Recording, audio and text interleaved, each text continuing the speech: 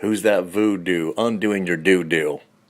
Taking out the garbage. Part 3. In Part 1, we realized the importance of incorporating antioxidants to protect the free radical damage from Phase 1 going into Phase 2 of the liver. And we also realized the importance of saran wrapping that and encasing it in Phase 2, which takes a lot of amino acids to do that. Now, let's say Phase 2 is actually this job. It wrapped up the toxins, it conjugated them, and then it sends them into the urine via the kidneys or into your colon to be released into the toilet, the doo-doo in the toilet. That's all great and dandy, but then we have these critters in your GI tract that could be quite elevated, and it's the enzyme called glucuronidase enzyme. And what this enzyme does, it simply tears at that garbage bag that Phase 2 wrapped these toxins in.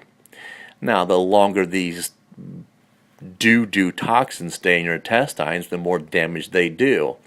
That's why it's so critically important to have that bowel movement to get rid of those toxins. Because if you have the voodoo, then it means that bag got ripped back open in the intestines, and those toxins can re-enter through the portal system back into general circulation, and they can be, quite frankly, 100 times worse than they were in Phase 1. So you have to make sure they stay wrapped up. Now, who is the voodoo? What's causing it? Well, we just mentioned one is actually the glucuronidase enzyme. Now, what else can actually rip that bag open is, quite frankly, dysbiosis. So if you've been on an antibiotic or you've had a crap diet and the flora, the bacteria in the GI tract is unbalanced, that too can open up that package. So it's critically important to make sure you have good probiotic sources in the GI tract.